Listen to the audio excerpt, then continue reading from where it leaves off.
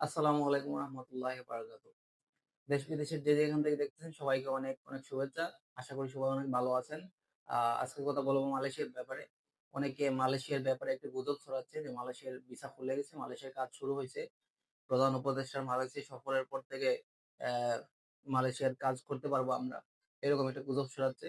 তো আপনারা সবাই অনেক হুঁশিয়ার ও সাবধান থাকবেন, সতর্কতা অবলম্বন করবেন। কোনো এজেন্সি বা কোনো দালাল বা কোনো আ এজেন্টের সাথে লেনদেন করা থেকে বিরত থাকবেন। সরকারি নির্দেশনা না আসা পর্যন্ত আপনারা কারোরই সাথে টাকা-পয়সার লেনদেন করবেন না। আর সবাই সরকারি নির্দেশনার অপেক্ষায় থাকুন। আশা করি ভালো কিছু একটা হবে। আর মালয়েশিয়ার বর্তমানে কিছু কাজ চলতেছে, এগুলা সবাই করতে পারবে না। যারা মালয়েশিয়ার নিবন্ধিত এজেন্ট আছে, শুধুমাত্র তারাই করতে পারবে।